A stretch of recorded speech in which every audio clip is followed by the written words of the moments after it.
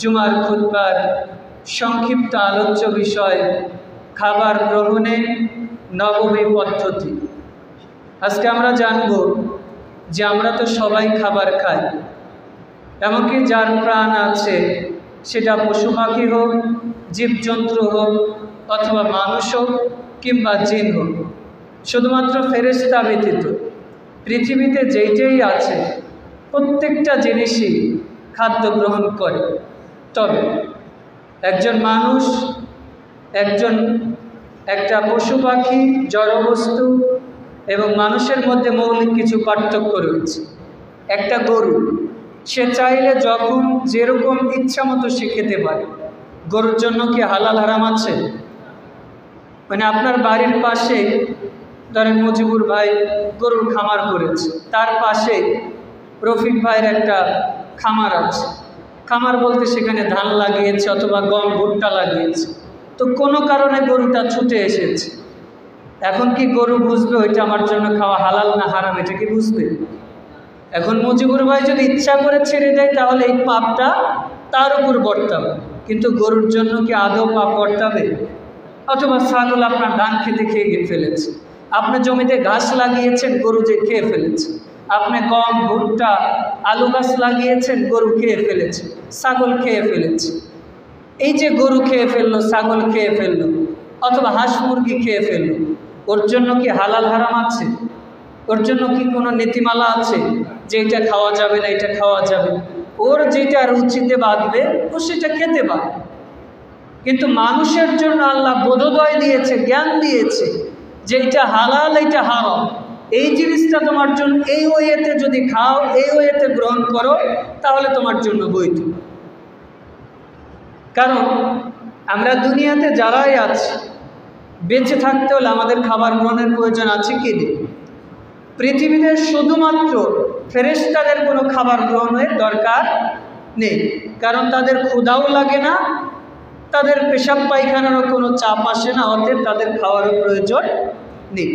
কিন্তু ফেরেশতা ব্যতীত, শয়তান ব্যতীত পৃথিবীতে জিন বলেন, মানুষ বলেন, গাছপালা বলেন, প্রত্যেকটা জিনিসের খাদ্য প্রয়োজন আছে কি? এই যে আপনি যদি বলেন জড়বস্তু, এই যে মোবাইলটার চার্জ যদি আমি না দিই তাহলে কি মোবাইলটা চলবে? ধরেন আমার মোবাইলটা 5500 MBPS ব্যাটারি, তার মানে একদিন যদি আমি চার্জ দিই 2-3 দিন ব্যবহার করতে পারি, এটা ওর খাদ্য। কিন্তু আমি যদি 3 দিন চার্জ না দিই, এই মোবাইলটা আমি ব্যবহার করতে পারবো? ঠিকই আমি 17,000-20,000 টাকাতে মোবাইল কিনেছি, থাকবে, কিন্তু ওইটা আমি ব্যবহার করতে পারবো। এই যে ফ্যানটা, এখন যদি ইলেকট্রিসিটি চলে যায় চলবে? তার মানে প্রত্যেকটা জিনিসের খাদ্যর প্রয়োজন আছে। কিন্তু মৌলিকভাবে আমি আপনি যে মানুষ, আমাদের খাদ্য গ্রহণের কিছু নীতিমালা আছে, কিছু নিয়ম আছে। যেই নিয়ম যদি আমরা ফলো করি তাহলে খাবার খাচ্ছি আমার প্রয়োজনে, ওই খাবার খাওয়াটাই আমার আপনার জন্য ইবাদত হয়ে যায়। সুবহানাল্লাহ। কারণ একজন মুসলিমের জীবনের প্রত্যেকটা ক্ষেত্রে রাসূলুল্লাহ সাল্লাল্লাহু আলাইহি ওয়াসাল্লাম অনুসরণ করা জরুরি নাকি ঐচ্ছিক? মানে আপনি খাবার খাচ্ছেন, মসজিদে আসছেন, অথবা জিহাদ করতে যাচ্ছেন, সিয়াম রাখছেন, রাসূলের সুন্নাহ অনুসরণ করা জরুরি নাকি ইচ্ছা মতো করতে হবে? জরুরি। তো যতগুলো জরুরি কাজ আছে এর মধ্যে অন্যতম একটা গুরুত্বপূর্ণ বিষয় হচ্ছে খাবার গ্রহণ করা।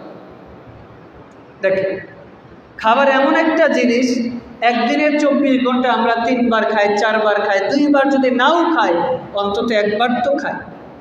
সারাদিন সিয়াম রেখেছি, সারাদিন খাবার খাই নাই, কিন্তু সাহারি এবং ইফতারিতে 1 ঢোক পানি হলেও তো খাই।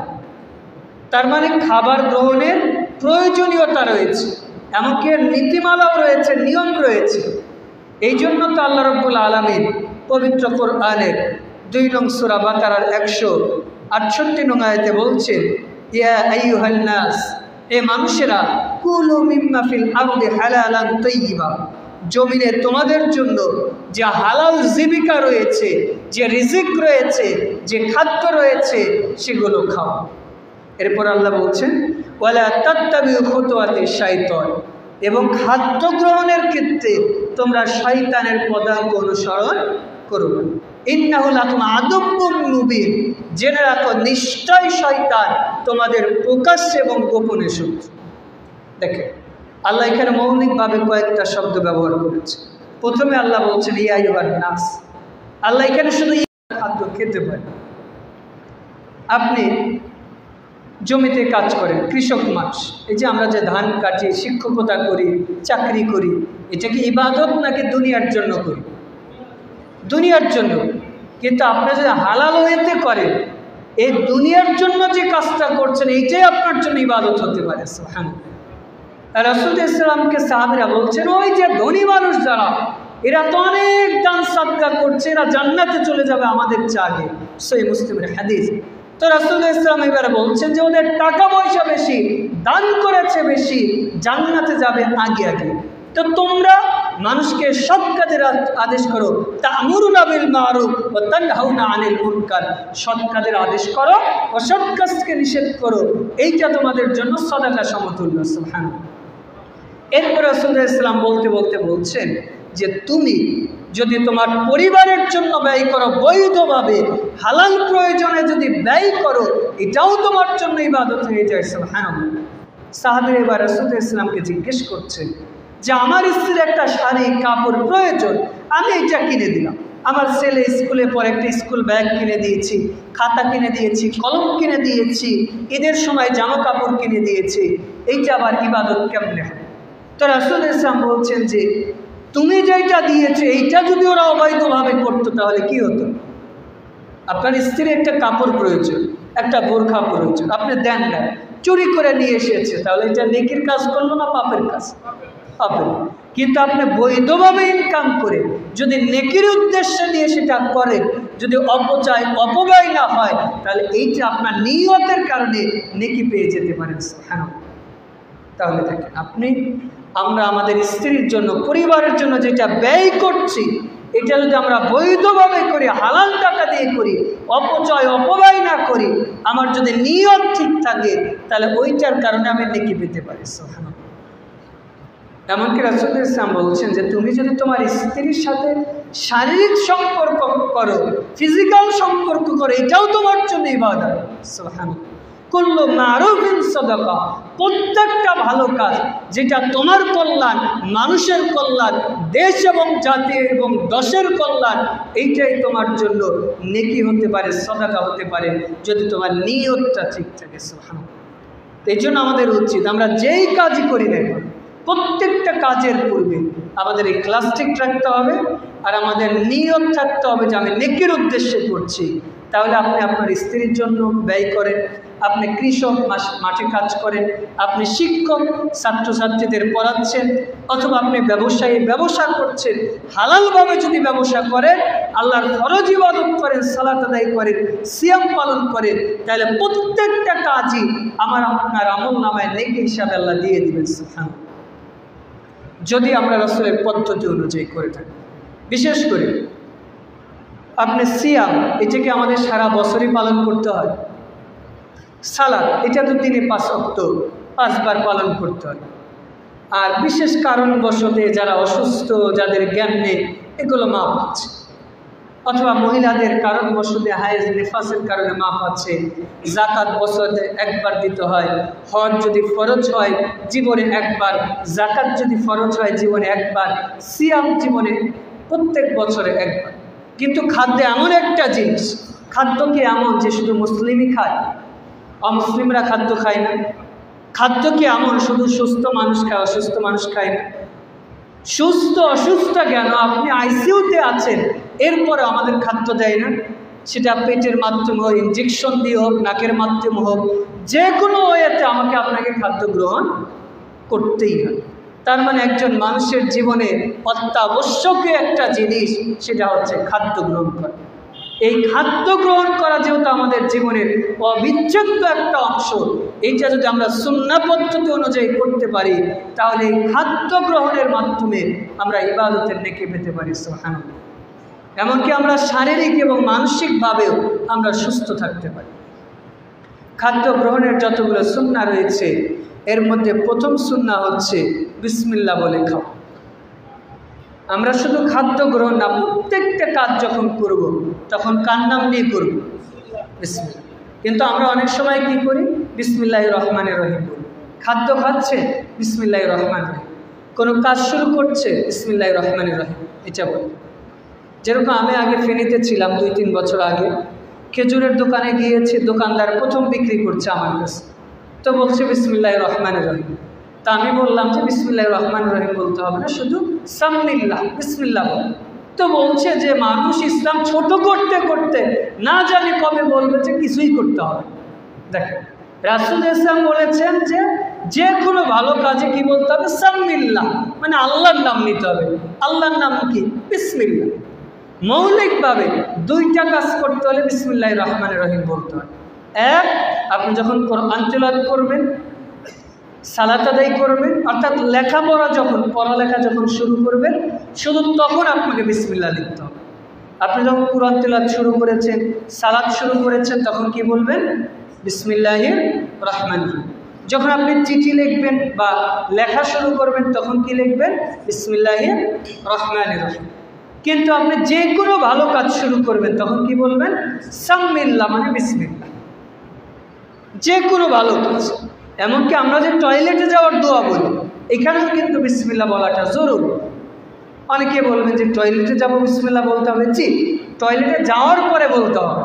যাওয়ার আগে আগে বিসমিল্লাহ বলবেন, এরপর আল্লাহুম্মা ইন্নী আউযু বিকা মিনাল খুবুসি ওয়াল খাবাইস। আপনি যখন দোয়াটা বললেন, টয়লেটে যাওয়ার দোয়া, তখন কি হয়? শয়তান আপনাকে কোনো ক্ষতি করতে পারে।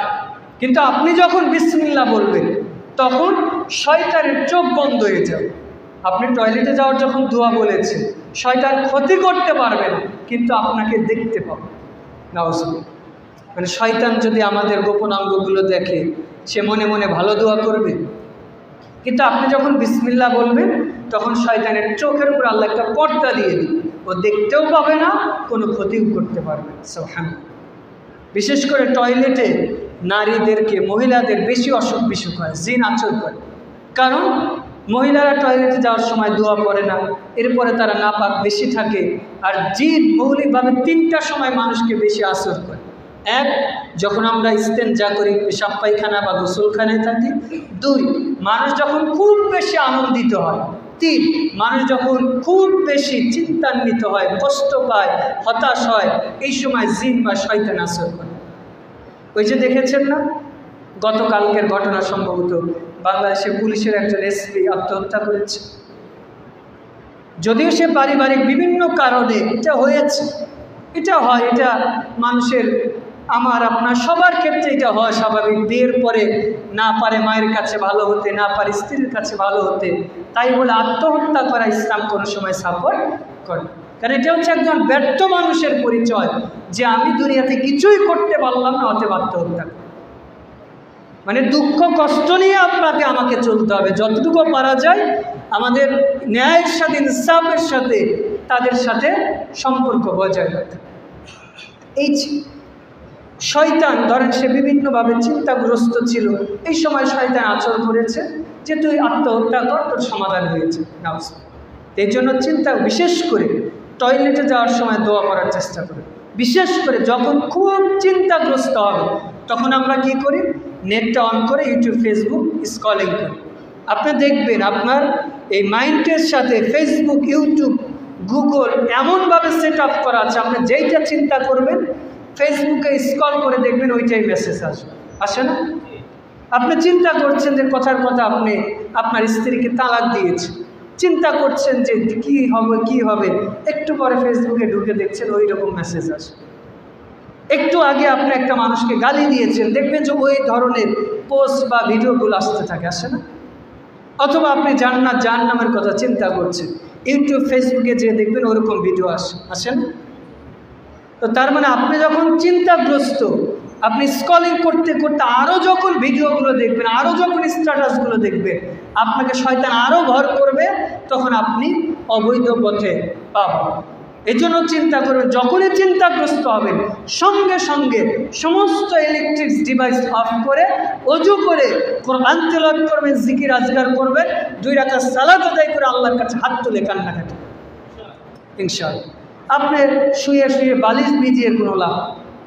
আপনি 2 রাকাত সালাত আদায় করবেন, আল্লাহর কাছে হাত তুলে কান্না করেন, দেখবেন আল্লাহ সলিউশন দিয়ে দেবে। কিন্তু যখনই আপনি ইউটিউব ফেসবুক থেকে সমাধান বের করার চেষ্টা করবেন, ভালোর চেয়ে হিতে বিপরীত খারাপ কিছুই হয়ে যাওয়ার সম্ভাবনা রয়েছে।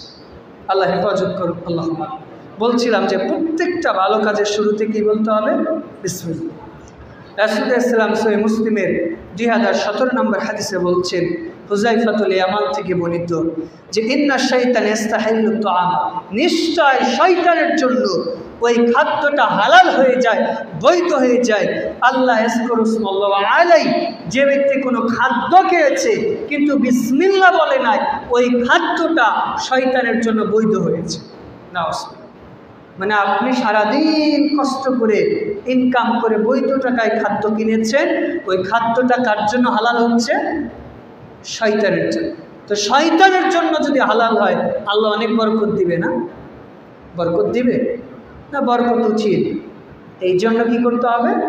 আমাদের বিসমিল্লাহ বলতে হবে। যদি বিসমিল্লাহ বলতে ভুলে যান, তখন কি করবেন?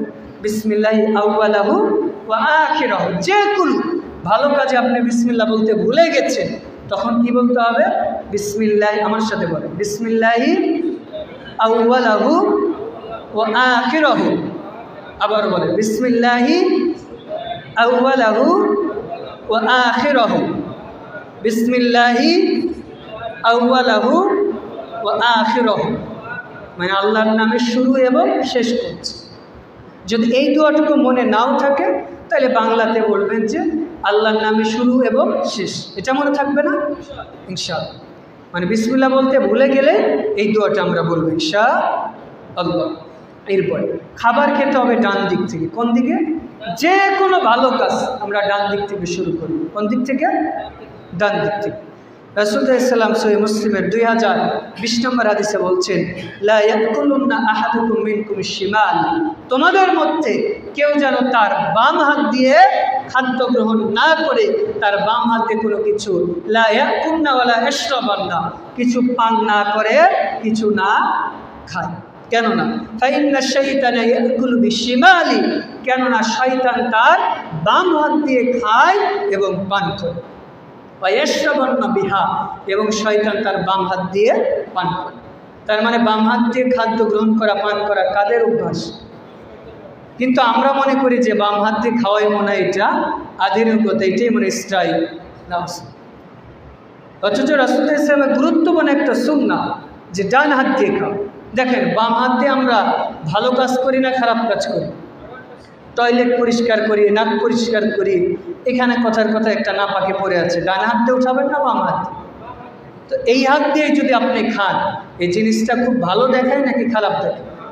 এগুলো ইহুদি খ্রিস্টানদের বৈশিষ্ট্য যে ওরা বাম হাত দিয়ে খায়। এমনকি বৈজ্ঞানিকভাবে প্রমাণিত যে ডান হাত দিয়ে যদি আমরা পান করি, প্রথমত আপনি বাম হাত দিয়ে পান করবেন, দেখবেন যে পানি পান করছেন গ্লাস দিয়ে, দেখবেন ওই পানিটা পড়ে যাওয়ার সম্ভাবনা আছে। এমনকি দেখবেন যে আধুনিক বিজ্ঞান বলে যে অনেকে আছে না যে বাম হাত দিয়ে কাজ করে, বাম পা দিয়ে ফুটবল খেলে, চলে, এদের অ্যাক্সিডেন্ট বা দুর্ঘটনা ঘটার সম্ভাবনাও বেশি। কারণ আমাদের সমাজে সব কিছু কোন দিক দিয়ে হয়? ডান দিক দিয়ে হয়। কিন্তু একজন ডান দিক দিয়ে চলছে, কেউ যদি বাম হাত দিয়ে কিছু করতে চায়, মানে আমি ডান হাত দিয়ে, ধরেন রফিক ভাই ডান হাত দিয়ে খাদ্য খায়, আমি ডান হাত দিয়ে দিচ্ছি, কিন্তু আপনি যদি আমাকে বাম হাত দিয়ে দিতে চান, আমি তো ডান হাত দিয়ে নিতে চাই, ওই জিনিসটা পড়ে যাওয়া বা দুর্ঘটনা হওয়ার সম্ভাবনা থাকে না? কারণ বাম হাত তো দুর্বল। ওই যে বাস থেকে যখন নামে, ড্রাইভার কোন পা আগে দিতে বলে? ডান পা না বাম পা? কোন পা? বাম পা। কি জন্য? কারণ ডান পায়ে শক্তি বেশি। আপনি যদি আগে ডান পা দিয়ে নামেন, দেখবেন উল্টে পড়ে যাবে। কি জন্য? আপনি যখন বাম পা দিয়েছেন আগে, এবার বাম পা থেকে ডান পায়ের শক্তি বেশি, ডান পা আপনাকে শক্ত করে আটকিয়ে রাখে। এই জন্য টয়লেটে গেলে কোন পা দিতে হবে আগে? বাম পা। কি জন্য? টয়লেটে অনেক সময় পিছলে হয়ে যায়, যখন বাম পা পিছলে যাবে, ডান পা আপনাকে শক্ত করে আটকিয়ে রাখে। বুঝতে পেরেছেন? আবার টয়লেট থেকে বের হওয়ার সময় আগে ডান পা দিয়ে বের হতে হবে। সুবহানাল্লাহ। তাহলে আমরা যে কোনো ভালো কাজ কোন হাত দিয়ে শুরু করব? ডান। এরপরে খাবো যখন, তখন নিজের কাছ থেকে খাবো। অনেক সময় এমন আছে আমি খাচ্ছি, যে এই পাশে গোস্ত, এই পাশে মাছ, তো গোস্তর কাছ থেকে আমি খেতে থাকি, এই পাশে খেতে থাকি, মাঝখান থেকে খেতে থাকি না। আপনি খাবেন আপনার কাছ থেকে, ডান দিক থেকে আস্তে আস্তে খাবার গ্রহণ করতে থাকবেন, ডান দিক থেকে খাওয়া। এটা রাসূলুল্লাহ সাল্লাল্লাহু আলাইহি ওয়াসাল্লামের সুন্নাহ। সহিহ বুখারীর 5376 নম্বর হাদিস, রাসূলুল্লাহ সাল্লাল্লাহু আলাইহি ওয়াসাল্লাম বলছেন, আব্দুল্লাহ ইবনে আব্বাস তিনি বলছেন, আমি রাসূলুল্লাহ সাল্লাল্লাহু আলাইহি ওয়াসাল্লামের দীর্ঘদিনের খাদেম ছিলাম।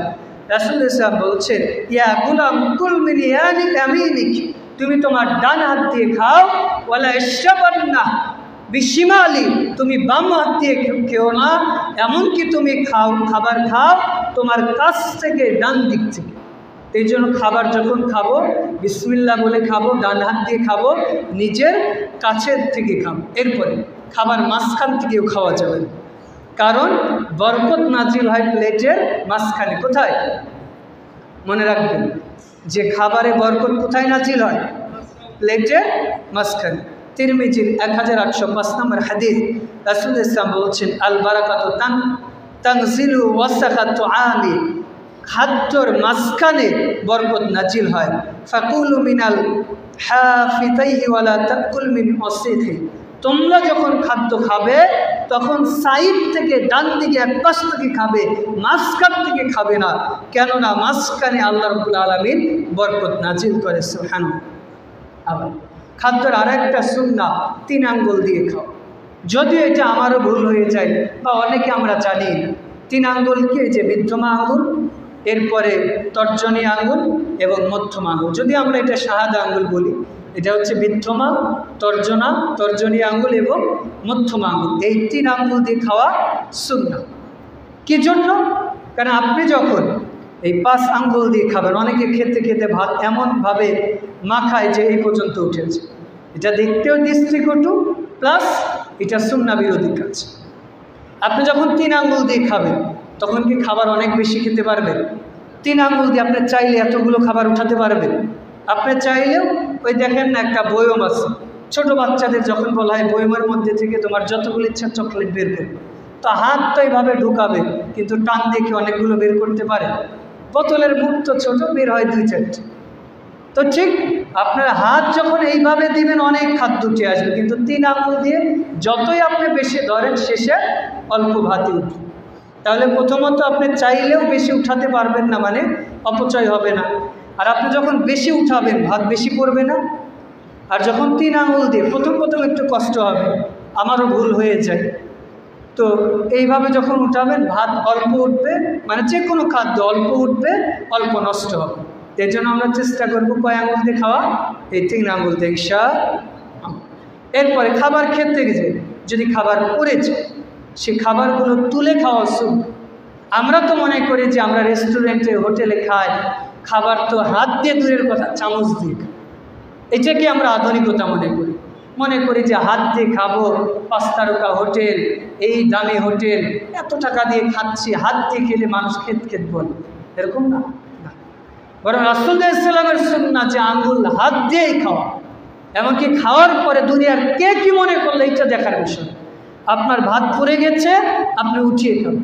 যদি দেখেন ময়লা আছে, তাহলে ওটা মুছে হোক বা ধুয়ে হোক, সেটা আপনি খাবেন। এইটা সুন্নাহ। কারণ রাসূলুল্লাহ সাল্লাল্লাহু আলাইহি ওয়াসাল্লাম বলছেন যে তোমরা জানো না খাদ্যের কোন অংশে বারাকা রয়েছে, ওই পড়ে থাকা খাদ্যগুলোই বরকত রয়েছে হয়তো। এই জন্য যে খাদ্যগুলো পড়ে থাকবে এগুলো তোমরা তুলে খাবে, কেননা ওই খাদ্য যদি শয়তান গ্রহণ করে তাহলে তোমার বরকত নষ্ট হয়ে যাবে। এমনকি আমরা খাবার খেতে গেলে অনেক সময় খাবারের মধ্যে ফু দিয়ে খায় না, চা বা গরম জাতীয় জিনিস। রাসূলুল্লাহ সাল্লাল্লাহু আলাইহি ওয়াসাল্লাম বেশি গরম জিনিস খেতে নিষেধ করে। চাইটা তো আমরা গলা বা শরীরের উপকারের জন্য খাই, কিন্তু খুব গরম ভাত অথবা গরম রুটি, গরম তরকারি, এটা খাওয়া শরীয়তে নিষেধ রয়েছে, যে একটু ঠান্ডা করে খেতে হবে। কারণ বেশি গরম খাদ্য খেলে আপনার জিহ্বা পুড়ে যেতে পারে বা দুর্ঘটনা ঘটতে পারে। আবার অনেক সময় আমরা কি করি, খাবারটা ফুঁক দিয়ে খাই। রাসূলুল্লাহ সাল্লাল্লাহু আলাইহি ওয়াসাল্লাম এটা নিষেধ করেছে যে তোমরা গরম খাদ্য খেও না, এবং কি ফুঁক দিয়ে খেও। যদি ফুঁক দিয়ে খাই তাহলে কি আমরা অক্সিজেন নেই আর কার্বন ডাইঅক্সাইড আমরা ছেড়ে দিই। কিন্তু আপনি যখন চায়ের মধ্যে ফুঁক দিলে আপনার কার্বন ডাইঅক্সাইড মানে রোগ জীবাণু এই যে আমি যখন টান দিই, ঠান্ডা জিনিস নিচ্ছি, অক্সিজেন ছেড়ে দিচ্ছি, গরম হাওয়া বের হচ্ছে না, কার্বন ডাইঅক্সাইড। তো এইটা যখন রোগ জীবাণু আপনার প্লেটের মধ্যে পড়বে, আপনার অসুখ বিসুখ হবে না, সুস্থ হবে, অসুখ বিসুখ হবে। তা আধুনিক বিজ্ঞানে বলে এটা ক্ষতিকর। এমনকি রাসূলুল্লাহ ইসলাম বলছেন যে কেউ খাবার খাচ্ছে, চেষ্টা করতে হবে যে দুধ পানি গ্লাসগুলো ঢেকে রাখা। যদি তার মধ্যে কোনো মশা বা মাছি পড়ে যায়, কোনো মাছি পড়ে গেছে, এখন আপনি কি করবেন? পানিটা ফেলে দিবেন, দুধটা ফেলে দিবেন না। রাসূলুল্লাহ ইসলাম বলছেন যে কোনো খাদ্যের মধ্যে মাছি যদি পড়ে যায়, তাহলে ওই মাছির আরেক ডানা পুরোটাই ওর মধ্যে ডুবিয়ে দিন। কেননা মাছি দেখবেন যে এক ডানা ডুবাবে, যখন পানিতে পড়বে খেয়াল করবেন, আজকে খেয়াল করবেন, একটা মাছি ধরে পানিতে ছেড়ে দিবেন, দেখবেন ওই এক ডানা ডুবাবে আর এক ডানা উপরে রাখে, এরকম রাখে না? কারণ ও যেই ডানাটা ডুবিয়েছে ওইটার মধ্যে রোগ জীবাণু, আর আরেকটা যেটা উপরে আছে ওইটার মধ্যেই শেফা। সুবহানাল্লাহ। আপনি কি করবেন? ধরে আরেকটা ডানা ওর মধ্যে ডুবিয়ে দিবেন, তাহলে ও যে একটু আগে রোগ জীবাণু দিয়েছিল, ওই আরেকটা ডানা ডুবানোর কারণে ওই রোগ জীবাণুগুলো নিষ্কাশন হয়ে যাবে। সুবহানাল্লাহ। এটা আধুনিক বিজ্ঞানও প্রমাণ করেছে। সুবহানাল্লাহ। এই জন্য খাওয়ার ক্ষেত্রে এই সুন্নাহ মেনে চলার চেষ্টা করবেন ইনশাআল্লাহ। এরপরে খাবার গ্রহণের সময় আমরা অনেক সময় হেলান দিয়ে খাই। আমরা তো মনে করি যে কফি খাচ্ছি, চা খাচ্ছি, রাজকীয় খাবার, হেলান দিয়ে এক পা উঁচু করে খাবার না খেলে কেমন হয়? হেলান দিয়ে খাবার খাওয়া এটা নিষেধ। রাসূলুল্লাহ ইসলাম বলছেন অহংকারীদের খাওয়ার অন্যতম নিদর্শন হচ্ছে হেলান দিয়ে খাওয়া। আপনি চায়ের স্টলে বসেছেন, দোকানে বসেছেন, অথবা চেয়ারে বসে আপনি হেলান দিয়ে খাচ্ছেন, এটা আপনার শরীরের জন্য ক্ষতিকর, এমনকি এটা হাদিসেও নিষেধ রয়েছে। রাসূলুল্লাহ ইসলাম বলছেন লাআকুলু মুত্তাকিআন, তোমরা আমরা হেলান দিয়ে খাবার খাই না। আবু দাউদ 3769 নম্বর হাদিস। এমনকি উপর হয়ে খাবার খাওয়া যায়। অনেক সময় আমরা শুয়ে শুয়ে খাবার খাই না, যে শুয়ে শুয়ে বাদাম খাচ্ছি, চানাচুর খাচ্ছি, মুড়ি খাচ্ছি, শুয়ে আছি, পত্রিকা পড়ছি, আমি খেতেই আছি, এটাও নিষেধ রয়েছে। রাসূলুল্লাহ ইসলাম উপর হয়ে খেতে নিষেধ করেছে। ইবনে মাজাহ 3370 নম্বর হাদিস। এমনকি জগ বা কলসি এই জাতীয় জিনিসে মুখ লাগিয়ে খাবার খেতেও রাসূলুল্লাহ ইসলাম নিষেধ করেছে। আপনি জগ দিয়ে পানি খাচ্ছেন, এইভাবে মুখ লাগিয়ে খেতে পারবেন, অথবা পুরো কলসে আপনি ঢকঢক করে মুখ লাগিয়ে পানি খেতে পারবেন। কি হবে? প্রথমত যে আপনি জগ হয়তো আপনি মনে করেছেন যে এটার ওয়েট 1 কেজি, হঠাৎ করে আপনি খাচ্ছেন, দেখবেন পানি পড়ে যাচ্ছে, অপচয় হবে। দ্বিতীয়ত আপনি ওইখানে মুখ লাগালেন, আরেকজনের খেতে অরুচি হতে পারে। যদিও আমরা বোতলে পানি পান করি, তো এটা খাওয়া যদিও বৈধতা রয়েছে, তবে উত্তম হচ্ছে গ্লাস জাতীয় জিনিসে পানি পান করা। তো এই জন্য চেষ্টা করতে হবে আমাদের গ্লাস বা এই জাতীয় জিনিসে পানি পান করা। তবে অনেক সময় আমরা কি করি যে আমি পানি পান করলাম, একটা গ্লাসে 1 ঢোক পান করেছি, ওই পানিটা ফেলে দিচ্ছি না, বরং কারো যদি রুচি হয় তাহলে বাকি পানিটা পান করে ফেলি, কারণ ওই পানির মধ্যেও বরকত থাকতে পারে। তো এই জন্য আমরা চেষ্টা করতে হবে, যদি কারো অরুচি হয় সেটা ভিন্ন কথা, তবে চেষ্টা করবো। অনেকে বলবে যে রোগ জীবাণু হতে পারে, রোগ জীবাণু দেওয়ার মালিক তো আল্লাহ। আর রাসূলুল্লাহ ইসলাম বলছেন যে রাসূলুল্লাহ ইসলাম যেখানে মুখ লাগিয়ে খেতেন, আয়েশা রাদিয়াল্লাহু তাআলা আনহা সেখানেই মুখ লাগিয়ে খেতেন। সুবহানাল্লাহ। এমনকি আয়েশা রাদিয়াল্লাহু তাআলা আনহা বলছেন রাসূলুল্লাহ ইসলাম একটা হাড্ডি খেয়ে রেখে দিতেন, রাসূলুল্লাহ ইসলাম জিহ্বা লাগাতেন, কামড় দিতেন, আমি ওইখানেই জিহ্বা লাগিয়ে চুষে চুষে ওই হাড় বা গোশত খেয়ে নিতাম। সুবহানাল্লাহ। এতে পরস্পরের মহব্বত বৃদ্ধি হয়, পাশাপাশি আল্লাহ বরকত দিয়ে দেন। সুবহানাল্লাহ। এরপরে পানি পান করার সময় 3 নিঃশ্বাসে পান করতে হবে। কয় নিঃশ্বাস? 3 নিঃশ্বাস। আপনি যখন গ্লাস হোক, বোতল হোক, যখন ঢকঢক করে পান করবেন, পান করতে গেলে কি হবে? আপনার নাকের নিঃশ্বাসটা গ্লাসে বা বোতলের মধ্যে যাবে না, এতে রোগ জীবাণু হওয়ার সম্ভাবনা আছে। কিন্তু আপনি যখন বিসমিল্লাহ বলে পান করবেন, 1 ঢোক পান করবেন, পান করার পরে আবার মুখের কাছে গ্লাস রাখতে হবে, বিসমিল্লাহ বললেন। পানি পান করার নিয়ম মৌলিকভাবে 5টা। কয়টা? 1 নম্বর, প্রথমত ডান হাত দিয়ে গ্লাস ধরতে হবে, কোন হাত? এরপরে বিসমিল্লাহ বলতে হবে। কি বলতে হবে? 2 নম্বর বসতে হবে। 3 নম্বর বিসমিল্লাহ বলতে হবে। 4 নম্বর 3 নিঃশ্বাসে পানি পান করতে হবে। কয় নিঃশ্বাস? 5 নম্বর পানি পান শেষে আলহামদুলিল্লাহ বলতে হবে। তবে 3 নিঃশ্বাসে পানের ক্ষেত্রে খেয়াল রাখতে হবে, যে আপনি পান করলেন আবার সরিয়ে আবার পান করছেন, এরকম আপনি পান করলেন গ্লাস এই দিকে সরাবেন যাতে নিঃশ্বাস গ্লাসের ভিতর না যায়। আপনি যদি মুখ থেকে সরিয়ে আবার সামনে রাখেন তাহলে তো নিঃশ্বাস পড়েই গেল, রোগ জীবাণু হওয়ার সম্ভাবনা আছে। খেয়াল রাখবেন, চায়ের ক্ষেত্রে হোক, পানি পান করার ক্ষেত্রে, যে কোনো খাদ্য খাওয়ার ক্ষেত্রে। এই জন্য আমরা যখন খাই টেবিলে বসার সময় কি হয়, মুখের কাছে প্লেট নিয়ে খেতে হয় অনেক সময়। অথবা আমরা যখন রেস্টুরেন্টগুলোতে খাই আমরা কি করি, চামচ দিয়ে তুলতে গেলে এইভাবে নিচু হয়ে খাই, তাতে কি হয় মুখের নিঃশ্বাস এমনকি নাকের নিঃশ্বাস খাদ্যের মধ্যে পড়ে। কিন্তু রাসূলুল্লাহ ইসলামের সুন্নাহ কি ছিল, রাসূলুল্লাহ ইসলাম দস্তরখানা বিছিয়ে খেত। টেবিলে বসে খাওয়া জায়েজ, তবে সুন্নাহ। রাসূলুল্লাহ ইসলাম বা সাহাবীরা টেবিলে বসে খেতেন না। টেবিলে বসে খাওয়া জায়েজ রয়েছে, এমনকি রাসূলুল্লাহ ইসলামের সাহাবীরা বলছেন যে রাসূলুল্লাহ ইসলাম কখনো হেলান দিয়ে বা টেবিলে বসে খেতেন না, তবে খাওয়া জায়েজ রয়েছে। আপনি টেবিলে যদি খান তাহলে কি হবে, কয়েকটা সুন্নাহ বিরোধী কাজ। প্রথমত আপনাকে একটু বুঝুন, এই যে আপনি টেবিলে বসে খাচ্ছেন, পেটটা আপনার সোজা আছে না, আপনি যত ইচ্ছা খাচ্ছেন, খাওয়ার পরে পেট ভরে খেয়েছেন, এবার যখন দাঁড়াতে যাবেন পেটে টাইট লাগে না, টান লেগে যায় না? কিন্তু আপনি যখন সুন্নাহ মোতাবেক খাচ্ছেন, এই যে রাসূলুল্লাহ ইসলাম সুন্নাহ হচ্ছে মূলত এইভাবে, আপনি যখন এইভাবে খাচ্ছেন অথবা এইভাবে খাচ্ছেন, ধরেন এইভাবেই খাচ্ছেন, রাসূলুল্লাহ ইসলাম বিশেষ করে এইভাবে খেতেন। তো এইভাবে যখন আপনি খাচ্ছেন, আপনি চাইলেই কি মুখটা প্লেটের কাছে নিতে পারবেন? পারবেন। দ্বিতীয়ত, এইভাবে যখন বসবেন পেটে একটু চাপ লাগবে না? মানে আপনি অনেক খেতে চাইলে খাওয়ার পরে দাঁড়িয়ে দেখবেন পেটে কিছুটা ফাঁকা থেকে যাবে, তার মানে আপনি চাইলেও বেশি খেতে পারবেন। এটা রাসূলুল্লাহ ইসলাম সুন্নাহ। কিন্তু টেবিলে বসলে আপনি না চাইলে বা খেতে খেতে অনেক সময় দেখবেন বেশি খেয়ে ফেলবেন। তো চেষ্টা করবেন যাদের বাড়িতে টেবিল আছে, এরপরেও চেষ্টা করবেন যে সুন্নাহ মোতাবেক দস্তরখানা বিছিয়ে খাওয়া। কারণ রাসূলুল্লাহ ইসলামের গুরুত্বপূর্ণ একটা সুন্নাহ হচ্ছে দস্তরখানা বিছিয়ে খাওয়া। অনেক মুসলিম বাড়িতে আছে দস্তরখানা থাকা তো দূরের কথা, দস্তরখানা চেনেই না। আপনি জিজ্ঞেস করবেন যে ভাই দস্তরখানা নিয়ে আসেন, চেনেই না। এটা খুব আমাদের পরিতাপের বিষয় যে রাসূলুল্লাহ ইসলাম এবং সাহাবীরা দস্তরখানা না বিছিয়ে তারা খেতেনই, অথচ আমাদের বাড়িতে দস্তরখানা নেই। এই জন্য চেষ্টা করবেন দস্তরখানা বলতে আপনি খাওয়ার সময় একটা কাপড় বা এই জাতীয় জিনিস রাখবেন পরিষ্কার, যাতে খাবারটা পড়লে ওইটা উঠিয়ে খেতে পারে। বিছানাতে আপনি এমনিতে খাচ্ছেন, বিছানা নষ্ট হয়ে যেতে পারে। দস্তরখানায় খাচ্ছেন, খাবারটা তুলেও খেতে পারবেন, বিছানাটাও নষ্ট হবে। এই বিষয়গুলো খেয়াল রাখবেন। এরপরে খাওয়া শেষে আমাদের প্লেট এবং কি আঙুল চেটে খেতে হবে, এটা গুরুত্বপূর্ণ সুন্নাহ। কারণ রাসূলুল্লাহ সাল্লাল্লাহু আলাইহি ওয়াসাল্লাম বলছেন, ইদা আহাদুকুম ফালইয়াকুল, কেউ যখন তোমাদের মধ্যে খাবে তখন সে যেন তার আঙুল চেটে খায়, এমনকি তার প্লেট চেটে খায়, কেননা তার আঙুলের মধ্যে এমনকি প্লেটের মধ্যে বরকত রয়েছে। সুবহানাল্লাহ।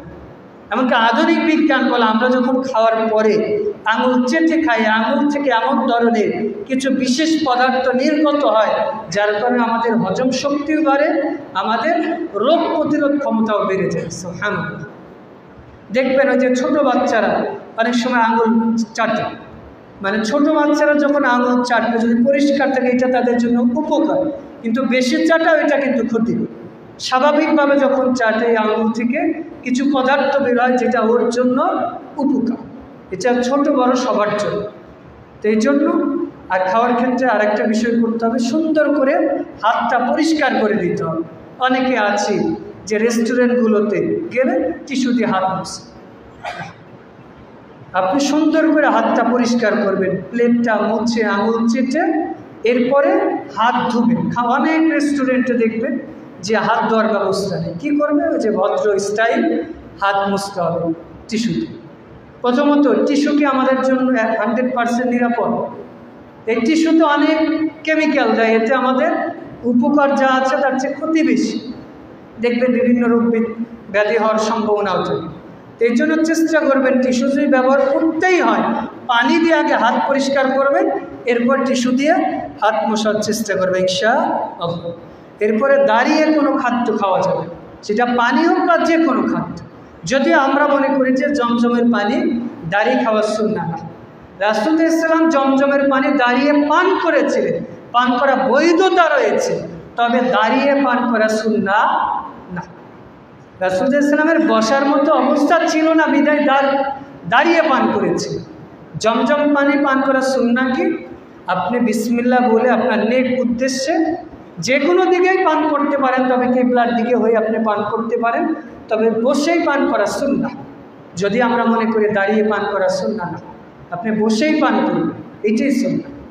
এরপরে রাসূল সাল্লাল্লাহু আলাইহি ওয়াসাল্লাম দাঁড়িয়ে পান করাকে নিষেধ করেছে, তবে দাঁড়িয়ে পান করার মতো যদি পরিবেশ পরিস্থিতি না থাকে বা অসুস্থ হয়, সেক্ষেত্রে দাঁড়িয়ে পান করা আমার আপনার জন্য বৈধতা রয়েছে, তবে চেষ্টা করতে হবে আমাদের বসেই পান করে। এমনকি রাসূল সাল্লাল্লাহু আলাইহি ওয়াসাল্লাম বলছেন, লা ইয়াশরাবান্না আহাদুকুম মিনকুম কাইমান, তোমাদের কেউ যেন দাঁড়িয়ে কিছু পান না করে, যদি পান করে ফামান নাসিয়া ফালিয়াস্তাকিয়া, কেউ যদি ভুল করে পান করেই ফেলে, সে যেন বমি করে বের করে ফেলে।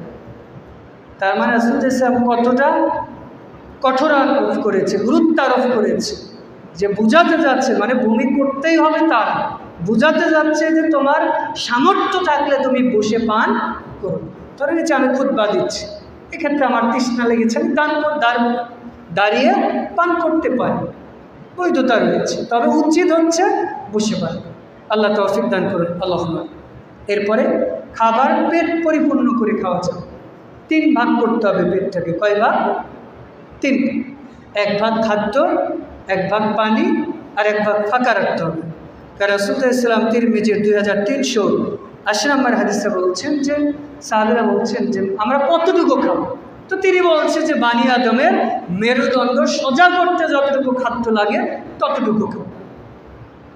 তো এইবার বলছে যদি কেউ বেশি খায়, খুব বেশি খায়, তাহলে 3 ভাগের 1 ভাগ খাবো। চিন্তা করেছেন? মানে রাসূল সাল্লাল্লাহু আলাইহি ওয়াসাল্লাম বললেন যে ততটুকু খাবে যতটুকু তোমার সোজা হওয়ার জন্য লাগে। এরপরে বললেন যদি বেশি খাও 3 ভাগের 1 ভাগ খাও। এমনকি রাসূল সাল্লাল্লাহু আলাইহি ওয়াসাল্লাম বলছেন যে আত-তা'আম ওয়াহিদুল লিসনা, একজনের খাবার 2 জনের জন্য যথেষ্ট। ইসনানি আরবা, 2 জনের খাবার 4 জনের জন্য যথেষ্ট। আরবা লি ইসনা, 4 জনের খাবার 8 জনের জন্য যথেষ্ট। সুবহানাল্লাহ। অথচ আমরা কি করি, বিয়ে বাড়িতে গিয়েছি একটু খাবার কম হলে খাবার অপচয় করি। আবার বিয়ে বাড়িগুলোতে দেখা যায় যে ও খেতে পারবে একটা গোশত, একটা রোস্ট, নিচ্ছে 2টা 4টা। এটা করবেন না, অপচয় করবেন, এটা শয়তানের কাজ। আপনার যতটুকু লাগবে আপনার চেষ্টা করবেন তার চেয়ে কম খাওয়া। এটা আমি সব আপনাদের সবাইকে নাসিহত করছি, খাওয়ার ক্ষেত্রে যত কম তত খাবেন।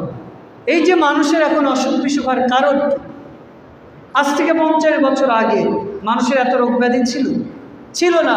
এর কারণ কি? আমরা খাবার খাই, ভেজাল খাই। দ্বিতীয়ত খাবারের যা সুন্নাহ আছে এগুলো মানি।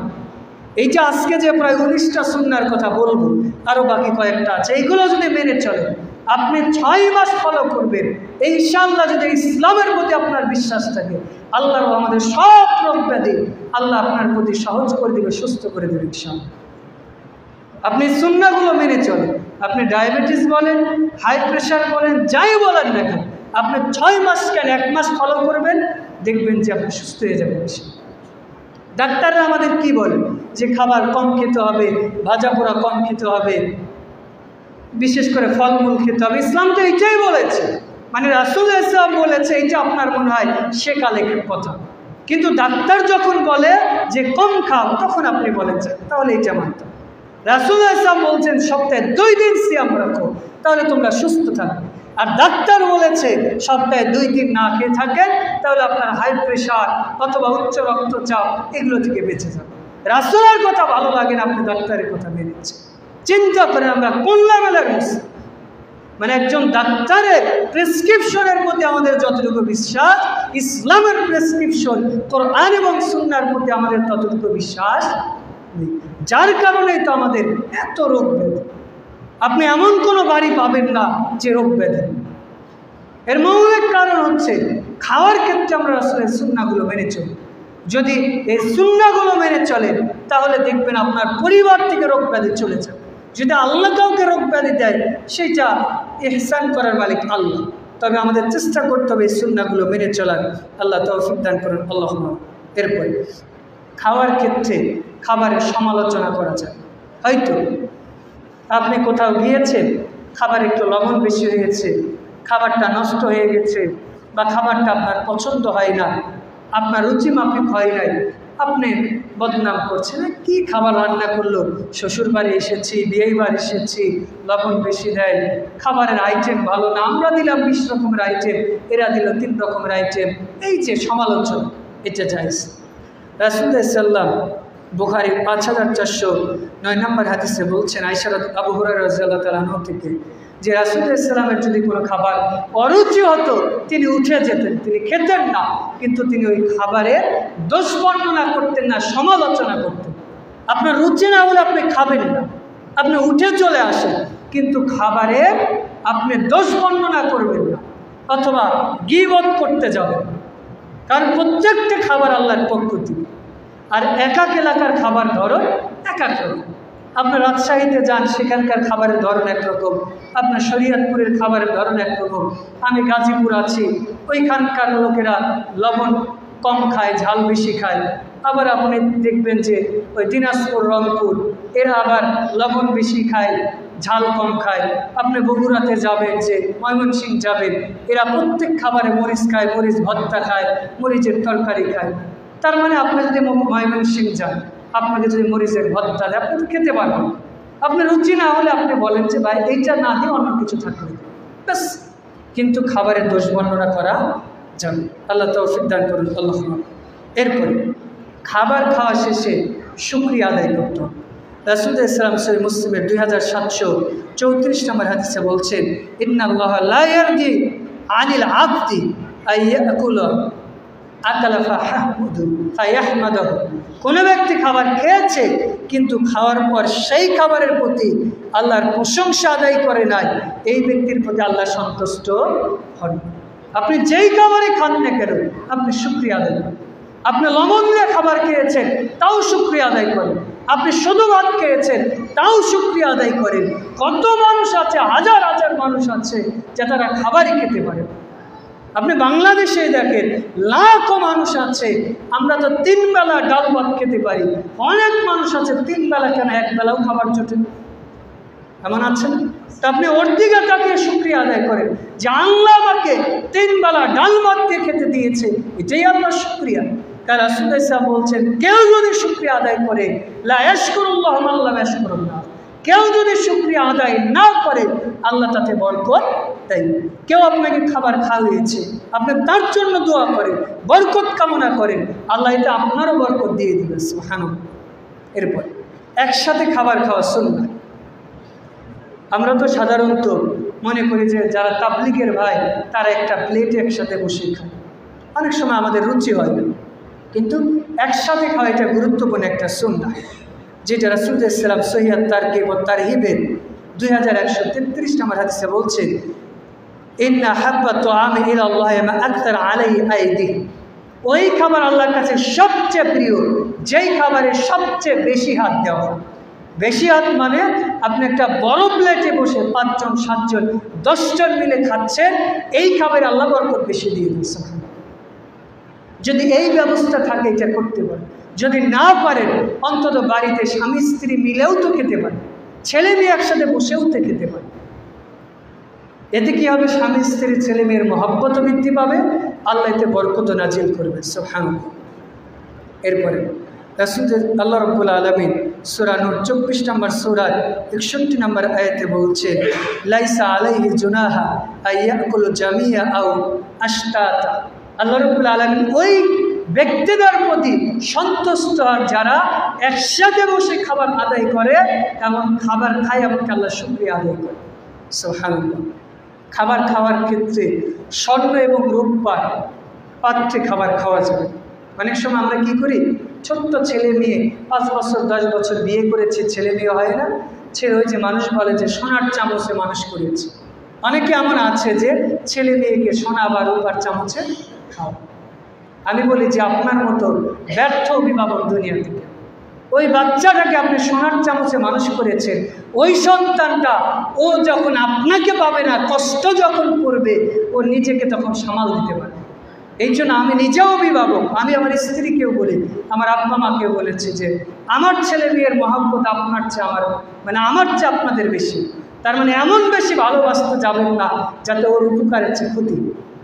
আমি এটা আমার আব্বাকে দেখেছি যে অনেক সময় আমাদের একটা জিনিস প্রয়োজন, ওইটা আব্বার দেওয়ার সামর্থ্য আছে, কিন্তু আব্বা ইচ্ছা করে দেয় না। আমি যেহেতু বড়, আব্বা আমাকে মার্কেট নিয়ে যেত, তো আব্বা কী করতো, অনেক সময় দেখতাম যে একটু কম দামের জিনিস কিনতো, তখন আব্বাকে বলতাম এটা কি, তখন আব্বা বলতো যে আমি যদি আজকে তুমি চাওয়ার সঙ্গে সঙ্গে দেওয়ার সামর্থ্য আছে, কিন্তু যখন আমি থাকবো না তখন কষ্ট কি জিনিস যখন তোমরা পড়বা সামাল দিতে পারবে।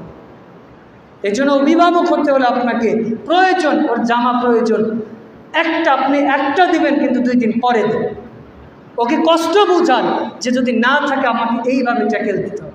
স্কুলে পরে স্কুল ড্রেসে একটা পুরাতন হয়ে গেছে, স্কুল থেকে বলেছে আরেকটা লাগবে, 2 দিন পরে দেন। মানে ওকে কষ্ট একটু বুঝান। ওর টাকা প্রয়োজন 500 টাকা, আপনি 50 টাকা কম দেন। আমার অনেক অভিভাবক আছে, ছেলে চেয়েছে 50 টাকা, দিচ্ছে 500 টাকা, বলে অনেক ভালোবাসা। আমি বলি ভালোবাসেন না, আপনি নিজের হাতে নিজের সন্তানের ক্ষতি কামনা করেন। সেই জন্য কষ্ট কি জিনিস একটু সন্তানদের বোঝাবেন, তাহলে দেখবেন যে প্রতিকূল পরিবেশে সে নিজেকে শক্ত করে ধরে রাখতে পারে। আল্লাহ তৌফিক দান করুন, আল্লাহুম্মা। এই জন্য সন্তানদের হোক বা নিজে হোক, সোনা রূপা এই জাতীয় জিনিসে খাবার খাবেন, চেষ্টা করবেন সবচেয়ে ভালো যেটা হয়, আমাদের বাপ দাদা যেটা করতো, মাটির প্লেটে খেত, এইটাই শরীরের জন্য উপকার, এইটাই শরীরের জন্য উপকার। চেষ্টা করবেন এইটাই খাও। যদি আমরা প্লাস্টিকের জিনিসে খাই, সিরামিক্সের জিনিস খাই, কাচের জিনিস খাই, এটা আমাদের উপকারের চেয়ে ক্ষতিই বেশি। তো এই জন্য চেষ্টা করবো, অথবা ওই যে কাঁসার যে জিনিস আছে এটা তো আমরা খেতে পারি, বৈধতা রয়েছে, তবে সোনা বা রূপা এটা সম্পূর্ণরূপে হারাম। এরপরে খাবার যে খাওয়াবে, আপনার বাড়িতে আমি গিয়েছি, আপনি একটু পরে খাবেন। 5 জন 10 জন মেহমান এসেছে, হয়তো এমন আছে 2 জন 3 জন আছে, আপনিও বসে খেলেন, সময় কম, সেটা ভিন্ন। কিন্তু অনেক মেহমান এসেছে, যে পরিবেশন করবে সে পরে খাবে। রাসূল সাল্লাল্লাহু আলাইহি ওয়াসাল্লাম মুসলিমের 681 নম্বর হাদিসে বলছেন, তোমাদের মধ্যে যে খাবার পরিবেশন করবে সে যেন পরে খায়, সে যেন পরে পান করে। কারণ এখানে মৌলিক কারণ আছে। হয়তো খাবার খেতে বসেছি, ভাত প্রয়োজন, তরকারি প্রয়োজন, আপনি খাওয়া বাদ দিয়ে উঠে গেলে আপনার কষ্ট হতে পারে বা নিয়ে আসা কষ্ট হয়ে যেতে পারে। দ্বিতীয়ত, খাবার শেষে আপনি হয়তো খেয়ে ফেলেছেন, খাচ্ছেন, হয়তো খাবার শর্ট পড়তে পারে, আপনি বাড়ির মানুষ পরে রান্না করে খেতে পারে। দ্বিতীয়ত, খাবার শেষে যে খাদ্য আছে আল্লাহ ওই খাবারের মধ্যে বরকত দেন, তার মানে আল্লাহ আপনি সবচেয়ে বেশি বরকত পেয়ে যাচ্ছেন। সুবহানাল্লাহ। এমনকি সাহাবীরা রাসূলুল্লাহ সাল্লাল্লাহু আলাইহি ওয়াসাল্লাম নিজেও খাবার পরিবেশন করলে পরে খেতেন। ওই যে জাবের রাদিয়াল্লাহু তাআলা আনহু যখন রাসূলুল্লাহ সাল্লাল্লাহু আলাইহি ওয়াসাল্লাম বলেছিল রাসূলকে যে আজকে আমার বাড়িতে দাও, তো জাবের রাদিয়াল্লাহু তাআলা ছোট্ট একটা বকরি জবাই করেছিল, বাচ্চা, 2-2.5 কেজি গোস্ত বা সর্বোচ্চ 1.5-2 কেজি গোস্ত, 1 কেজি আটা, 10-12টা রুটি হবে। রাসূলুল্লাহ সাল্লাল্লাহু আলাইহি ওয়াসাল্লাম 300-350 জন সাহাবীকে বলছে, আজকে জাবের দাওয়াত দিয়েছে। তো জাবের রাদিয়াল্লাহু তাআলা আনহুর চেহারা তো একেবারে অন্যরকম হয়ে গেছে। ধরেন জুলহাস ভাই বললো যে শহীদুল্লাহ ভাই আজকে আপনার দাও, তা আমি যদি আমার 100 জন ছাত্রছাত্রী সব নিয়ে চলে যাই, অবস্থা কী হবে? বাড়ি থেকে তো পালিয়ে চলে যাবে, যে মান সম্মান নিয়ে বাঁচে। তো রাসূলুল্লাহ সাল্লাল্লাহু আলাইহি ওয়াসাল্লাম জাবেরের চেহারার দিকে তাকিয়ে বলছে, হতাশ হওয়ার কিছু, তুমি তোমার স্ত্রীকে বলবা যে ও যখন রুটি তৈরি করবে যাতে খামিরের দিকে না তাকায় দেখে, না দেখে বারবার আটা বের করবে আর রুটি তৈরি করবে, গোস্তের দিকে যেন না তাকায়, কয় পিস আছে, কয়জনের হবে, কতটুকু আটা আছে, কয়জনের হবে, এইটা যেন না করে, বারবার বের করবে, বারবার তৈরি করবে। জাবের রাদিয়াল্লাহু তাআলা আনহু বলছেন যে 350 ওপরে সাহাবী সবাই খেয়েছে, খাওয়ার পরে রাসূলুল্লাহ সাল্লাল্লাহু আলাইহি ওয়াসাল্লাম বলছেন তুমিও খাও, আমিও খেয়েছি, খাওয়ার পরে দেখছি আগে যা ছিল তাই রয়েছে, কমেই নি। সুবহানাল্লাহ। এটাই হচ্ছে বরকত। এই জন্য অনেক সময় আপনি চাউল কিনেছেন, গোস্ত কিনেছেন, আপনার স্ত্রীকে বলবেন বারবার দেখার প্রয়োজন, দেখলেই বরকত কমে যায়। হয়তো আপনি মাস শেষে একটা হিসাব নেওয়ার জন্য করতে পারেন কতটুকু চাউল লাগতে পারে, কিন্তু বারবার হিসাব করবেন কয়টা মাছ, কয় পিস গোস্ত, এটা করলে বরকত উঠে যায়। এরপরে খাবার যে প্রস্তুত করবে, তৈরি করবে, তার জন্য খাবার রেখে দিন। অনেক সময় এমন হয় বাড়ির কর্মচারী, মাদ্রাসার কর্মচারী অথবা স্ত্রীর জন্য খাবার না রেখে মেহমানদের খাওয়িয়ে ফেলি, নিজে খেয়ে ফেলি। বরং যে খাবার তৈরি করেছে ওর কিন্তু তার প্রতি একটা মহব্বত জমে গেছে যে আমি খাবার তৈরি করলাম, হয়তো আমাকেও একটু দিবে। এই জন্য রাসূলুল্লাহ সাল্লাল্লাহু আলাইহি ওয়াসাল্লাম বলছেন যে খাবার পরিবেশন করবে তাকে এক টুকরা, এক লোকমা হলেও তাকে দিবে। চেষ্টা করবেন বেজোর সংখ্যক দেওয়া, একটা, তিনটা, 1 লোকমা, 3 লোকমা, 5 লোকমা। যদি সে নিজে থেকে সম্মানের খাতিরে বলে না খাবো, সেটা ভিন্ন, কিন্তু তাকে বলবে। এরপরে খাবার খাওয়া শেষে আল্লাহর প্রশংসা করতে হবে। দস্তরখানা বা এইটা উঠানোর পরে আমরা দোয়া বলতে পারি, আলহামদুলিল্লাহ হামদান কাসীরান তাইয়িবান মুবারাকান ফি।